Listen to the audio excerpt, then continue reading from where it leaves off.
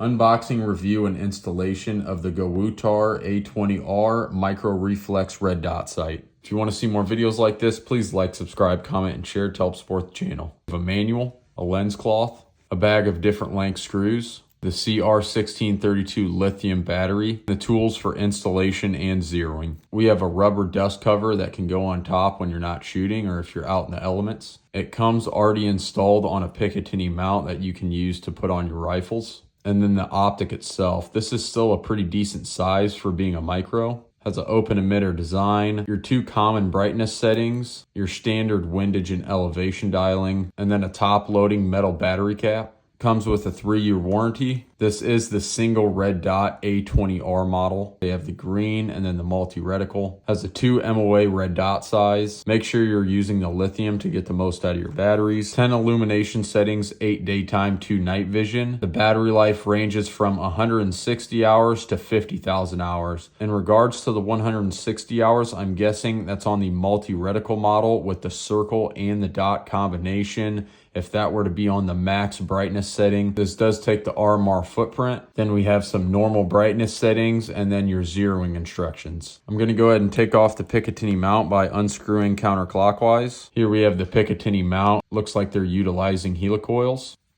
An enclosed bottom to protect the electronics. We'll go ahead and install the battery. I'll just turn the battery cap counterclockwise. Take my battery with the plus facing up. I'm going to stick it in there at an angle, just like that, and then I can push down on the back, making sure that I don't smash any of those pins in there. Take my battery cap, put that back in there, make sure that it is even like it is now. When I'm threading this in clockwise, I just want to make sure that I'm not cross-threading it, which is going in easy, so I know I'm not.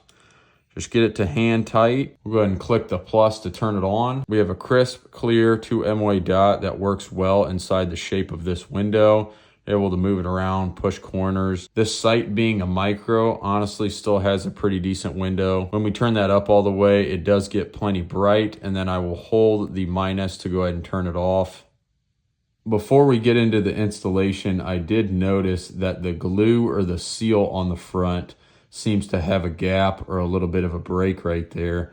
I don't think it's a huge deal since it's an open emitter. It's not necessarily keeping anything from getting to the emitter. I can't really have too high expectations since this is coming in at $98 and you can buy that on Amazon. When I place the optic on the RMR adapter plate, there is a lot of shake, so there is some forward and backwards, and then there's also some left to right as well.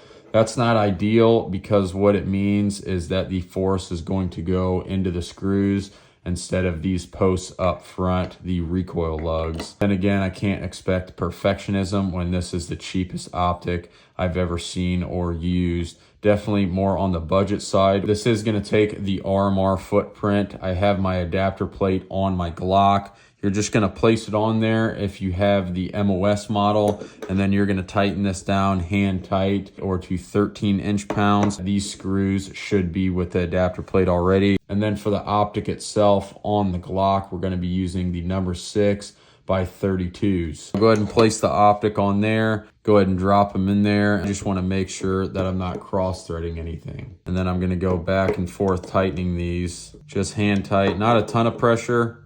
Going to go between 13 to 15 inch-pounds, but what I'm mainly looking for is I want to make sure that my adapter plate is not lifting up back here.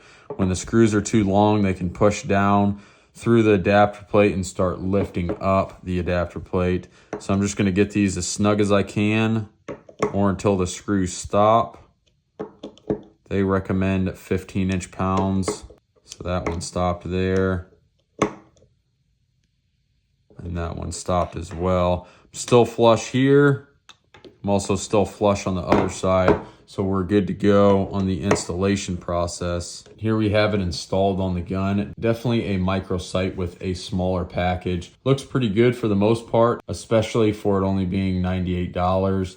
Definitely a budget option if I had ever seen one. The glass up front is a little bit recessed. For this optic, because it's so cheap, I would personally limit it to the range or competition category. Although I do think it is better to have something like this in addition to iron sights. So you could run this, be quicker, be faster, be more accurate. But if this were to fail for some reason, you still have your backup iron sights. You could take it off or just co-witness right through there. I wouldn't be too keen on using it for self-defense, but I do think this is better than nothing for sure. If you're somebody who doesn't want to spend a lot of money on an optic or doesn't want to spend any money for an optic at all, this would be more tailored toward you at literally sub $100. I will also have a discount code from Gowutar that they'll provide, so you'll be able to get this for even a little bit cheaper. That'll be in the description as well. If you want to see more videos like this, please like, subscribe, comment, and share to help support the channel. Thank you for watching.